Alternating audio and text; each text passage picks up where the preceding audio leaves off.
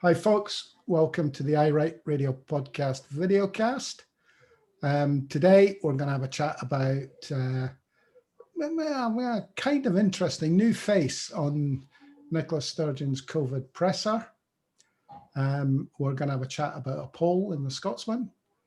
Jimmy's going to show some love to the Tories, and Stuart's going to have a chat about the other Joan of Arc in our midst, Lesley Riddoch. So let's kick off with Jimmy. You watched the presser today? I watched bits and bobs of it, mate. I was kind of delving into various things at the same time. I thought it was again, down to, what was it, 8.2% positivity testing. So numbers definitely seem to be hovering around the 1800 mark, which is, it's still pretty high, but it's better than we might have hoped this week. You know what I mean? There's not been a major increase. I thought Nicola done pretty well. I must apologise actually for having quite such a pop at her yesterday. I can understand why she's ramping things up a bit. If she's ever spoke to Boris Johnson in the last 3 weeks, because watching him yesterday at the parliamentary committee, I don't know, Ways and Means, whatever we call it here, it was just laughable. And I caught Ian Valence. I don't know, did you catch Peston last night? Ian Valence was on that, and he was trying to out-Trump Trump. So having watched those two and seen what an absolute disaster they're making of this pandemic in England, I'm kind of surprised she's not built a wall at the border and carpet bombing it with bloody Dettol just to keep the infections that are increasing down there from coming up. On that point, Jimmy, I've got close relatives south of the border, and I must admit, constantly in touch, and it worries me what's happening down there. Well, as I say, mate, there's just no leadership. I mean, I thought Ian Valence was to be respected, but last night he started off talking about we've got to be prepared for weeks of high death figures. The numbers are absolutely appalling. And then within the same sentence, he goes to, but things are looking better because infections are falling in some places, so we can see some green shoots. I thought, that's just so Trumpian to have that oxymoronic language. Phil? It's just typical of the way the media and the way the media portrays it, and politicians. I mean, as I say, they burble and burble, and as you can see, they said nothing. They contradict themselves. The worrying thing is the way people just seem to accept it. You know, it really is quite worrying. Did we learn anything today? Oh yes, we did. There's a worry about the Brazil variant, which seems to be not like the South African variant, a bit more like the South African variant than the British variant, but it is not reacting so well to the vaccinations. Yeah, see, Stuart, I was watching a wee bit of Daily Politics on BBC Two, and an epidemiologist on there absolutely rubbished that and said there's no evidence of that whatsoever. What they're seeing is a slight difference in the way that it has mutated, but they see no difference in transmissibility or to do with the vaccines as yet. So that's coming from politicians that are, I think Boris has possibly got Brazilian variant up his sleeve as an excuse for things, making things getting worse if they get worse. Well, I can have a pop at the BBC then as well, because their introduction to their BBC One show, their presenter, political guy Gordon Krieg, made a mistake about the alcohol. He said that you can't take alcohol home. He said something else too. Has he got a look at next week's restrictions yet? I know. And they had on this expert, doesn't matter what her name is, but she's from the Roslin Institute. And I'm waiting there for an explanation from the BBC why they brought somebody from the Roslin Institute, which is based at the Royal Dick Veterinary Hospital out at the bush outside Edinburgh. Well, they do a lot of DNA stuff out there. Okay, fair enough. But I think we were entitled to be told why somebody coming from a well-known veterinary academic institute was fulminating on the pandemic. It's a bit like Perhaps Dolly the sheep's great-great-granddaughter's coming to save us all. Well, I mean, that's kind of what they do. They look at strings of DNA, and that's what these. Well, yes, I can see the logic of that. Yeah. Well, actually, if you listen to what David Attenborough said the other day, it's about time this special species called human beings realized you're just animals, you're mammals like everybody else. Yeah, you're susceptible to what all your mammals get. Excuse me, you're a plastic paddy. You're no mammal. And No. I'd like to claim to be half mammal, half rum. Definitely a rum man. I'd like to claim it as well, but it's not true. There was also another issue which came up was, I'm struggling here to remember if everything that was in my head 1 second ago. Yes, what's happened to me today? I'm blaming the pills I'm on. When you go without me, I'll come back. There was a couple. I thought there were a couple of snidey questions, shall we say, today from the press, trying to maybe drive a wedge between Nicola and Jean Freeman because of Jean Freeman's slight faux pas in Parliament yesterday. I think they tried to make an awful lot more of that than what it was. What was the faux pas? Well, she mentioned where the vaccines are actually being held in England, Norrie, in a parliamentary answer, and that hasn't been made public. I don't know if they think people are going to march on it with pitchforks and try and inject themselves or whatever, but basically it was a minor faux pas that she's apologised for, and they were trying to tie that into all kinds of things, like the Scottish Parliament had published a time frame for when they want to get the vaccinations out, and they've since unpublished it because the UK government can't guarantee the supply of vaccine, and thought there was too much information in that. So, well, the UK government's claiming, what do you call it?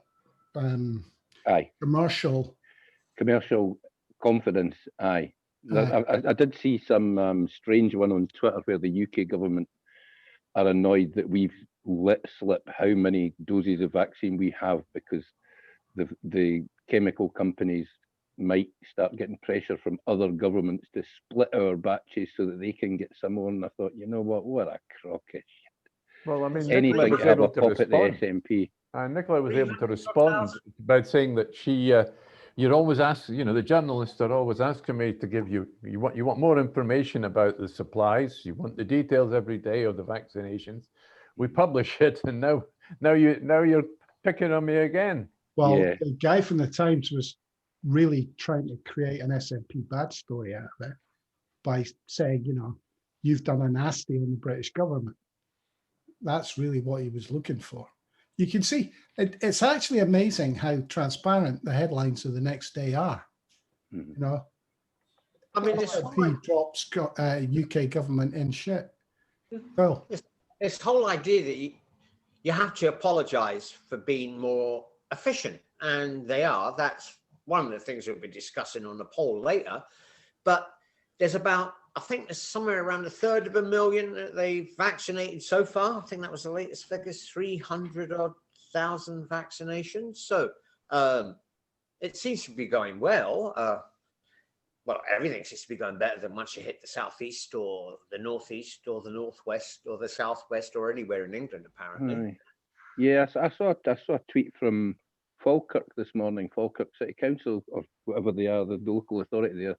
They've finished their care homes and are on to other things. It's the first area that I know of that have got everybody in care homes and all their care home staff vaccinated. So kudos to Falkirk, well done.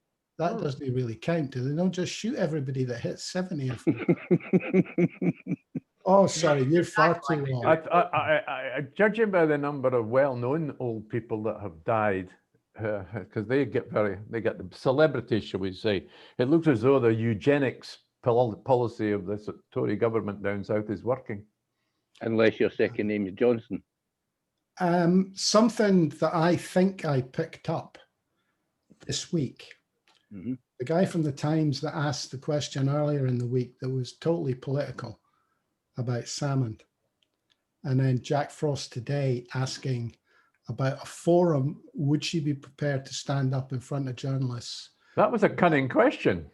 Everyday politics, right? Now, the Americans, well, Trump, to be accurate, did away with that kind of forum because it was just too difficult for him to handle.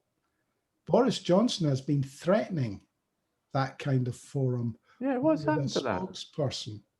Allegra Stratton. It turned out Allegra wasn't quite as good as he thought she was, because she got eviscerated the first couple of times she stood up in front of the journalist, mainly because she's an ex-ITN bird, and they thought, came out, let's have a pop at the ex-ITN bird. And since then, the daily press conference with Boris Johnson has just went on the back burner. Well, the reason, as I say, that's the second time this week. So it looks like the press are quite keen to gear pelters on a regular basis.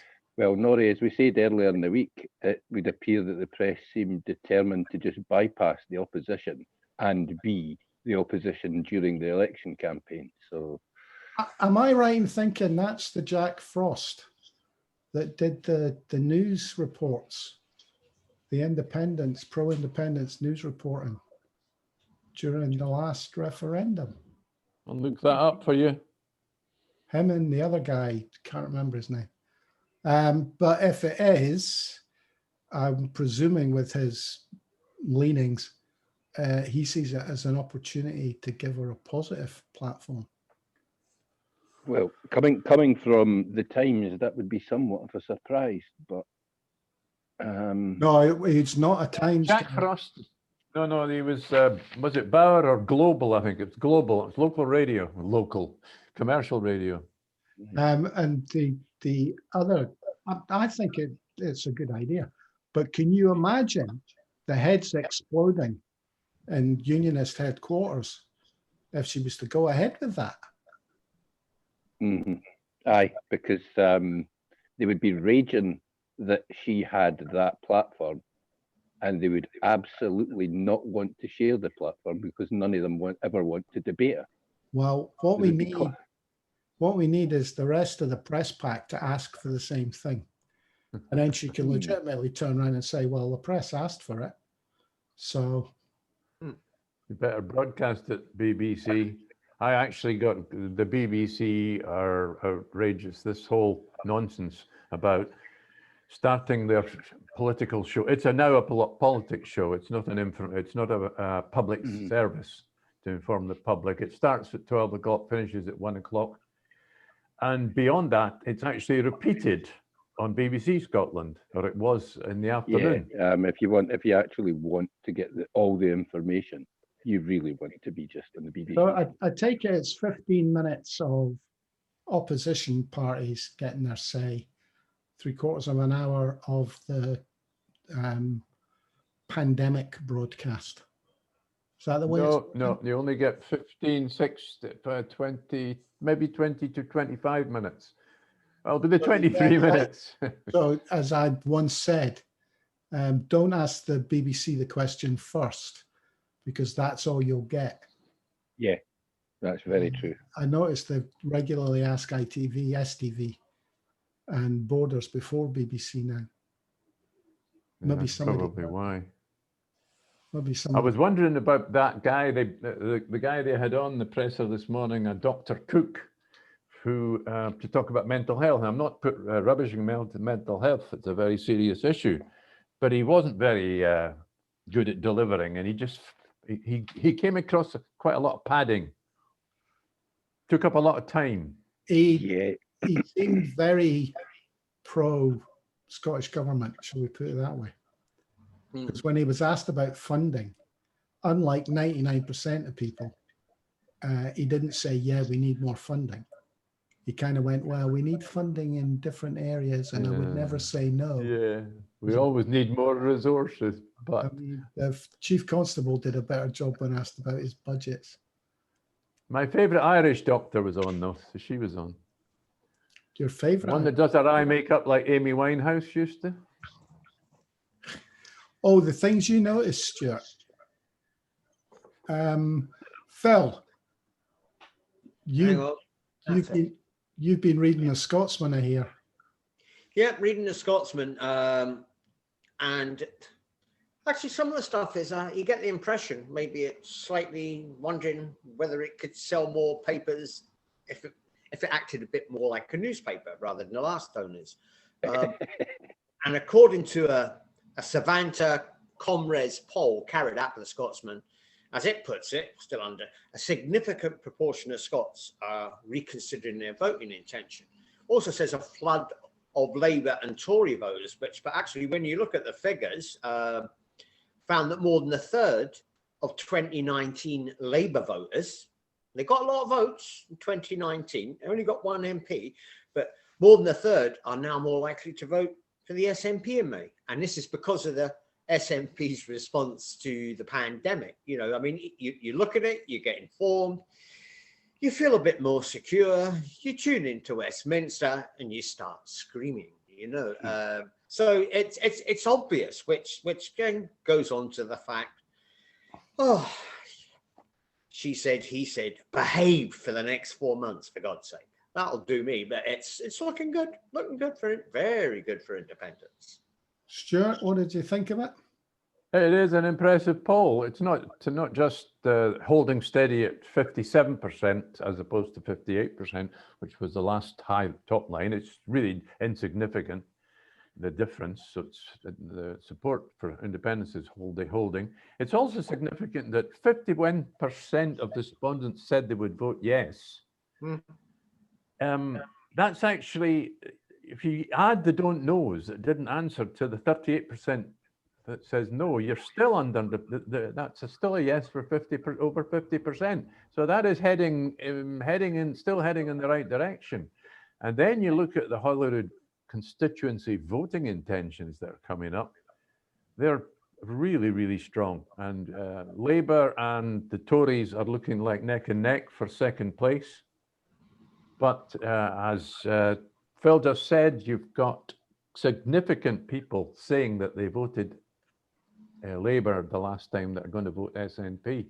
And you're going to get 5 more cycling foxes in the Parliament from the look of it. So think on that and wonder why, when all they seem to worry about is cycle lanes and foxes. Do you mean vegetable-eating sandal wearers? Hold it. That's a bit harsh. I went and had a look at their transport, their rail plan that you were rubbishing yesterday, Phil, and it's actually not bad. I think there are bits of it that would be certainly the Greens rail plan is worth it's worth using as a starting point, because I've always said that the rail infrastructure in Scotland is ludicrously poor. They're talking about every town that they can connect, every town with over 5,000 people in it, connecting to the railway line. The tunnel would run between Edinburgh and Kirkcaldy, which would actually take a fair bit of traffic away from Haymarket Station. It would allow Edinburgh to become a pretty good rail hub for the whole country at that point. Where are they going to bring it out? Portobello? No, Leith. The trains would come down to Leith and go from Leith to Kirkcaldy. You're going to bring it into the docks. Where are they going to build the roads for Leith? I have no idea, mate. I've not gone into it that far. It was just strictly. Just thought I'd mention that. I've got a good idea. We could knock down Tesco's and build a brand new Leith Central Station. That's a very local. That's a very local joke. So yes, but what I was actually thinking was, are they going to make it a tram tunnel? No. So they can run trams to Kirkcaldy? Absolutely not. One of them Edinburgh trams would take about 3 days to get under the Forth to Kirkcaldy. Be high speed, probably, if they're sensible. I think they really didn't do well in the wet. I still think it's a tunnel for hedgehogs. Probably. Yeah. They're pulling. Well, we're still talking about the poll rather than tunneling to Kirkcaldy. No, but you have to have a bit of a laugh, do we not? Yeah. The Scotland's favourite pollsters, Professor Sir John Curtice, has he's sounded the death knell for Nigel Farage's new fascist party in Scotland, which is now led by Michel Ballantyne, the failed benefit scrounger who's now a fascist politician. What? Has anybody got the figures, the list of figures for the parties in front of them? What for the poll? Because Farage's party is seriously, you know how the Scottish National Party is the SNP. Nigel Farage's party is REFUK, REFUK. And that's from the pollster. Outstanding. Oh, very good. Well, they only polled at 1.9%. I'd just like to point out, though, that we're pretty disparaging about John Curtice at times when he says stuff that we don't agree with. So why would we take as read that he's absolutely 100% bang on the money now? I think John Curtice's condemnation is brilliant at exit polls, but then given the resources of the BBC, everybody should be brilliant at exit polls. They poll 100,000 people. It's a massive thing. And you're asking people when they've just came at the polling station, if you can't get an exit poll right, you should never ever be a pollster. I think maybe the thing he said that struck me when I first heard of this new party was, oh, good, chipping away at the Unionist vote. You know, just even a couple of hundred votes in the right place, moving from the Conservatives, or which it would probably be the Conservatives, I would think, would suffer from it, will be a great help. I think Mayor Greasy is LB as far as I'm concerned. I think there'll be more moves for the Conservatives, mate, in the Northeast. They're going to lose the Northeast completely by what's happening with the fishing communities at the moment. Peter Head and that are absolutely gone do alley. And it'll be the same in the borders. If they can't get their sheep or coos to market and get them sold into the European Union, they will be absolutely blaming the Tories for that, because the Tories made them all kinds of promises. Well, I've seen stuff from every major fishing centre.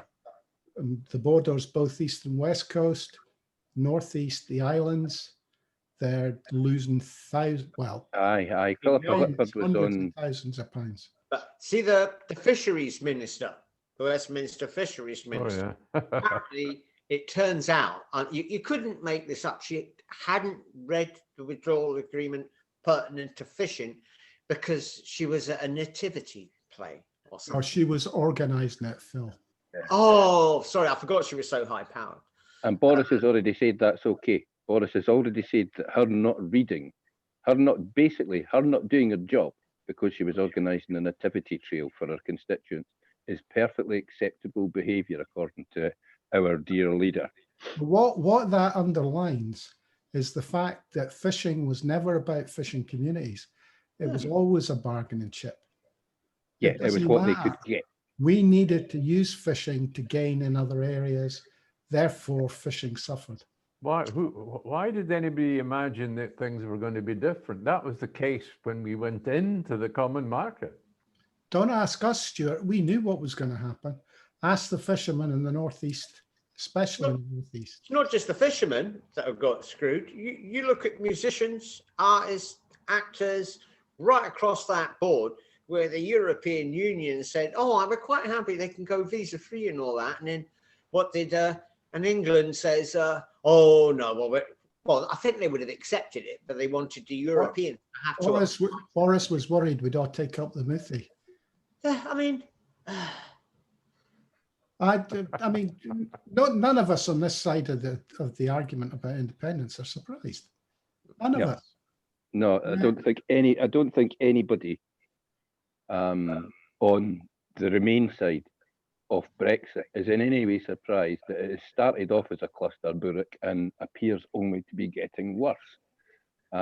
Brilliant. They managed to pull the wool over everybody's eyes and think it was about getting a no tariff trade deal. Well, so that when they got a no tariff trade deal, everybody was excited for about 5 seconds. Then they realised, hold it, wait a minute, we need visas. We need passports for our fish to get to market. We need vet inspections for our fish to get those passports, and we didn't have enough vets. So our fish are just going to rot in the ferry ports. Well, look, In fact, they're not even getting to the think- ferry ports at the moment. The ferry ports are empty. You've got to focus on the media as well, especially here in Scotland. You could say that the media in Scotland have been so focused on rubbishing the SNP that this is collateral damage. They've been fooled by one or two leaders of the fishing community not to give the whole issue the airing that it deserves. But that, I mean, I can remember us talking about this. And I remember saying, because I got quite into fishing at one point because of the other aspects of it that were being totally ignored. So we weren't talking about tariffs. We were talking about whether they could get their fish to market. Aye, because we all knew that 80% Can't remember in the mainstream media. Sorry, Jimmy. No, I was just saying, we knew the numbers, Norrie. We knew that 80% of the shellfish goes. I didn't know it went through Boulogne, but I certainly knew it went to Europe. And it's the Spaniards and the French that eat it. It's the Dutch that eat all the bloody herring. The amount of herring that we catch that then gets sold to the Dutch because we didn't eat it is remarkable. And right now, it's all rotten. I did like the wee boy for Lochfine Longustine's basically threatening Michael Gove and Boris Johnson, the wee video that he put out on Twitter last night where he said, by the way, if my gear's still rotten next week, it's getting dumped outside your gaffs in London. That's exactly the kind of direct action that our fishermen and our farmers and that need to start taking. Learn from their French cousins. Rotten fish down at Downing Street. Do you know the ferries situation? It's got to the situation, right? You've got two things happening. You've got a bigger demand from Ireland for direct ferries and bigger ferries going direct from Ireland to mainland Europe, mostly France. But also some of those ferries are being removed from the Dover route because they're not needed for the fresh fish. From the When the fresh fish if it gets to Dover with all the right paperwork, the ferries won't have the capacity to take them. No, they've moved at least one ferry off the Holyhead route. Aye, they've moved it direct. Which normally moved in the summer anyway. Yeah, but they're reducing ferry crossings from likes of 15 down to 7 and things like that. It sounds like, just one ship, but one ship's going backwards and forwards all the time. Yeah, well, you've already got, I think the two biggest logistics companies in Germany are already basically no sending anything to Britain at the moment because it's no worth it. Which means I'm not getting a wheelchair. Yeah, that's just, I thought about that when I seen that, mate. I thought, geez, I need to phone up about it. Do you want me to go over in the taxi and see if I can fit in the back? Well, talking about Tory incompetence, Jimmy. Yes, there were a couple, as I say, Boris yesterday to the liaison committee was astonishing. The lack of preparedness for him to sit in front of MPs, because that's kind of a big committee. It's basically the chairs of all the other parliamentary committees get to roast the Prime Minister. And previous Prime Ministers went in there absolutely armed to the teeth with stats and that. And Boris just went in and babbled a load of nonsense. It was laughable. But he was beat. There's been a guy on Radio Scotland today, David Dogood, the member for Banffin Buchan. And I'm pretty sure there's a lot of fishermen who voted for Mr. Dogood. He's a Tory. He's a minister, is he not? Yes, he's got a position in the Scottish office, but I think they'll be looking for him to have a wee surgery this Friday afternoon or Saturday morning, because he went on the radio and said that Brexit is irrelevant to the problems facing exporters of fish at the moment. That is the most blatant lie, or the most blatant idiocy I think I've heard from anyone in such a long time, that David Dogood should really get a special honour, perhaps a rosette made out of the claws of lobsters attached to his forehead or something. Well, I saw a tweet today that said Gary Robertson on the BBC asked him if he was a liar. And he turned around and said he couldn't remember any occasion on which he'd lied. He must have been lying then. Nicely timed, Phil. That is unbelievable. Aye, given that it is specifically the problems introduced by leaving the European Union that is causing this fish not to get to the European Union on time. And it's nothing to do with Brexit, according to a Scottish Office Minister. I've got a spin on that, actually, that supports the Tory position. Brexit is over. Brexit is done, so it can't be anything to do with Brexit. It's not just the Tory position. Have you seen 360, the 180-degree turn Starmer's done from this avowed Remain to suddenly now it's Brexit? Yeah, really, I suppose if you look at the Liberals, but I wouldn't call them much in the way of a major party, but the SNP, and yeah, they only avowed Europeans and the Liberals, and I suppose Plaid Cymru. That's about it. All the rest are Brexit now. Have the Liberals not taken? Have the Liberals not said they're not going to fight to join Europe again? Oh, they'll be sitting swithering in the middle to see who's more like, I mean, really doesn't make any difference what a Liberal Democrat says, does it?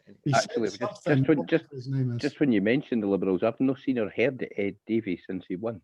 Sorry, who? Do you think he went on an extended vacation? He had just expended all of the energy he actually had to win the leadership of the Liberal Party. I saw his photograph in a newspaper yesterday. I think it's the first time I've seen him since, Jesus was a bairn. 2013, when he was in the government before, in the coalition government.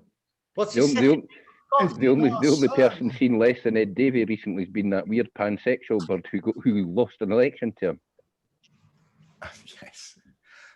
Is he not a sir now? Is Boris not the only leader that's not a sir? I think he is. I don't think Ian's a sir. You might be right. I think he is. Ian Blackford, isn't it's a lovely pension that when you get a sir, isn't it? Two grand a week for the rest of your days. So, Stuart. Not that it's a bribe or anything. Stuart, Lesley Riddoch? Yes, as you said, you'd give her a nice introduction. Our other saint. I nominate Lesley Riddoch to be the first president of an independent Scotland. She very rarely... You can't have your president living in a hut. I want Frankie Boyle. She doesn't live in a hut. She very rarely puts a foot wrong, does Lesley. What she points out today is that there's a lot more to the yes movement. She uses the term yesers to describe pro-independence people in Scotland. And there's a lot more to the independence movement than the SNP and any of the political parties.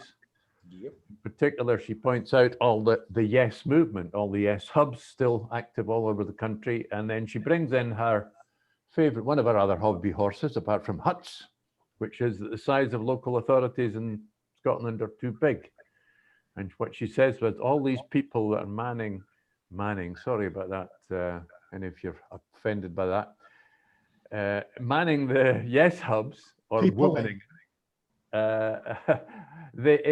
we had a proper devolved council system in Scotland, they would be councillors. But at the moment, they're working very well. And it's, let's be honest, the yes movement's in good hands.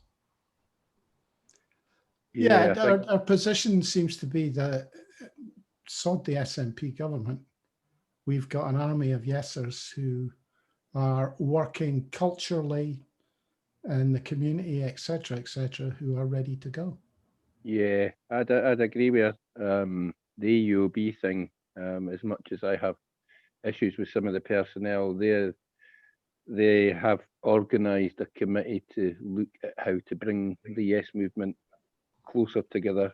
I don't know that there's ever be an intention for a yes party, for example, but certainly they want to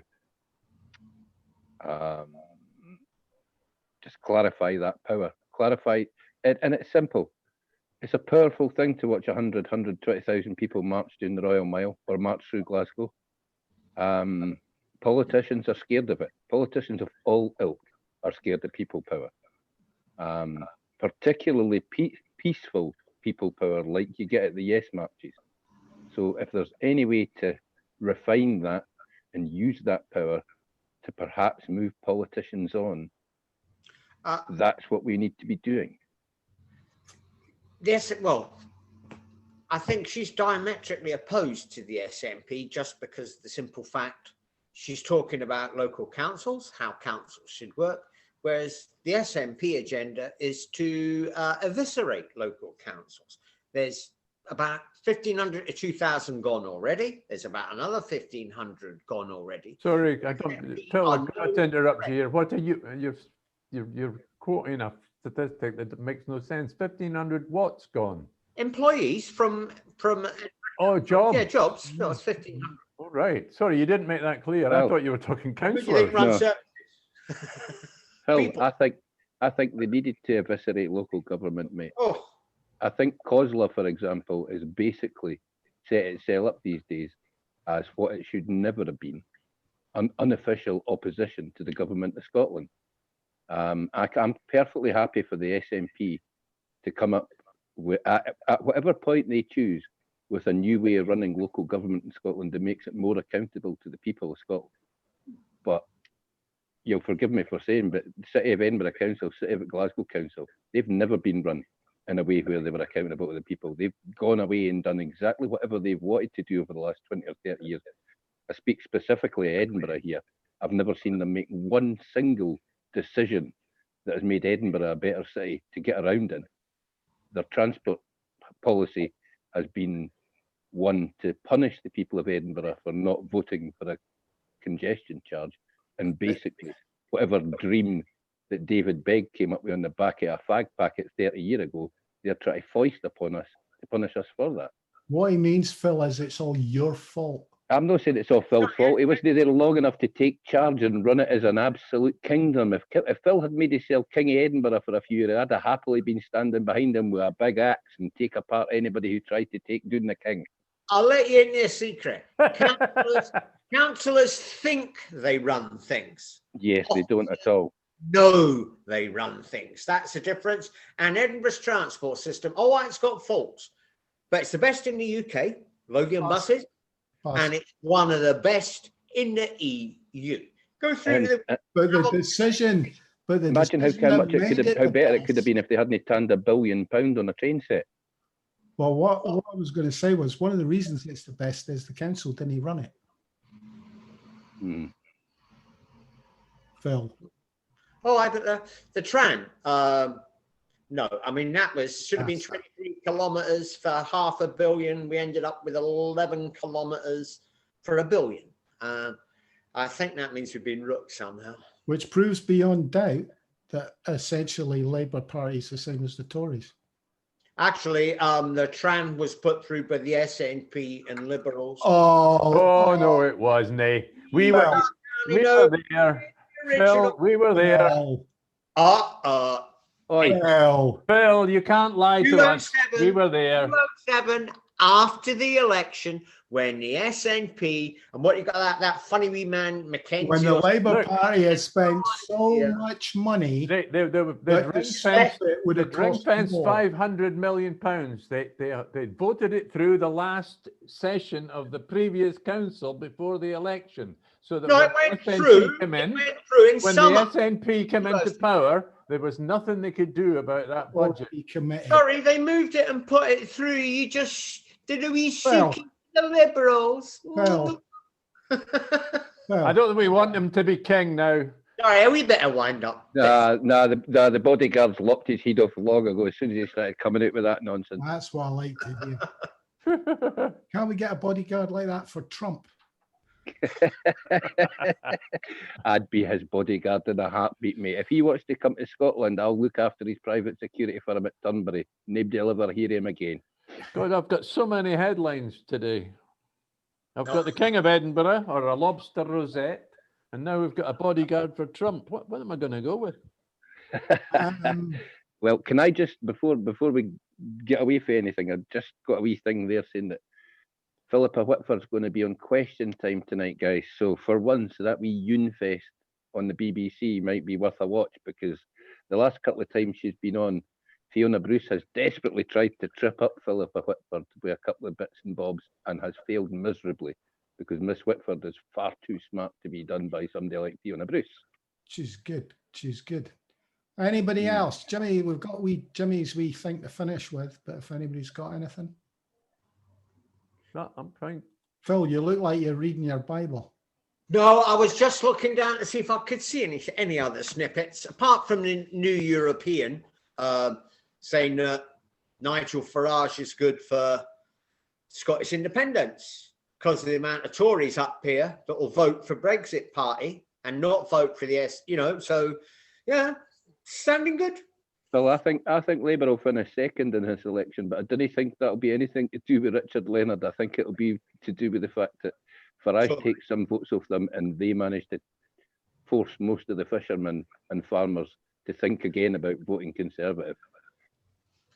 Well, let's just. There was even a suggestion that Keir Starmer, who's still a bit, he's clean at the moment.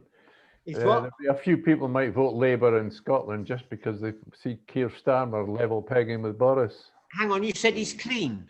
Why don't you go and ask Julian Assange? Why do you think Assange is still in prison? Yeah, I think Ken Livingstone will prove at judicial review that Keir Starmer is anything other than clean. I didn't mean that he was innocent. I meant clean in the eyes of the public. Aye, the jobby hasn't quite clung to him yet that he swims in. Stuart, it'll no matter if he looks like he's going to threaten the Tories. The English press will do a job on him just like they did Corbyn. But the Scottish press will like him, so they might get a few votes in Scotland because of that. The Scottish press, let's be clear, the Daily Record, the paper of record for the Labour Party in Scotland for the last 50 years. And what have they chucked on their front page the last 2 days? Abject nonsense stories about Salmond and Sturgeon.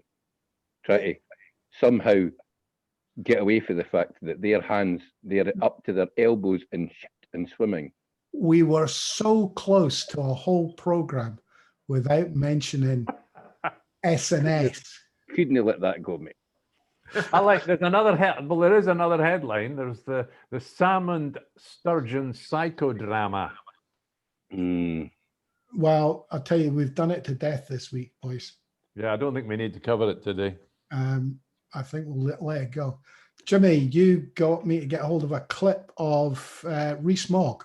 Yeah, the old Victorian vampire talking nonsense again in the House of Commons, to the point where even Lindsay Hoyle has a little pop back at him. It's unusual for the speaker to. I don't think they get on very well, but I think Lindsay Hoyle actually still harbours some, shall we say, venom for the bold Jacob, because of the way that Jacob went about making sure that Mr. Hoyle's predecessor didn't get knighted. That's people forget that Burnclub was good in a lot of ways, and he was a Tory. Right, I'm going to play. I'll probably play it twice because it is really short. All right, and then we'll make our goodbyes.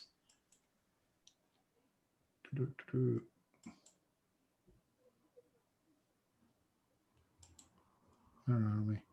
Mr. Rees. Got our fish back. They're now British. The key is we've got our fish back. They're now British fish, and they're better and happier fish for it. Obviously, there's overwhelming evidence for that. Let's enter Mansfield with. The key is we've got our fish back. They're now British fish, and they're better and happier fish for it. Obviously, there's overwhelming evidence for that. Let's enter Mansfield with. Actually, he looks like a mackerel in a suit. A mackerel in a suit. You guys competing for a headline for today's show. Aye, we've all got a bet on. A mackerel in a suit. Goodness me, I've now got a mackerel in a suit. A lobster rosette. It's like that mackerel you see sitting on the fishmonger's farm. And an old Victorian vampire, the King of Edinburgh, and a bodyguard for Trump. Well, frankly, I would love to know how Jacob knows that the fish are happier. And I'd also be intrigued to know if those British fish have had to go to the EU and get a passport to declare them to be British fish. Because if they had, they'd probably still be waiting in a queue. Is it the vampires? I mean, I know they can speak to bats. Can they speak to fish? Is this a question we should be? Well, he's maybe walked under the channel and had a conversation with them, mate, because vampires didn't need to breathe, eh? That's true. That's Well, true. they did. Right. Okay. Enough of this nonsense. This is Yeah, serious. far too much hilarity. Thank you very much, Phil Attridge, Stuart Lockhead, Jimmy Hutton. I'm Noy Stewart. Thanks for listening, folks. And we'll catch up with you tomorrow, which I will remind everybody is Hat Friday. Yeah, and I'm just saying cheerio to my brother-in-law in Zambia again, Colin. They look in faithfully every day. God, the man Cheerio to those in Zambia. must have the constitution of a silverback gorilla. In God, Monzi. that's another one, eh? Constitution now. of a silverback gorilla. Jesus.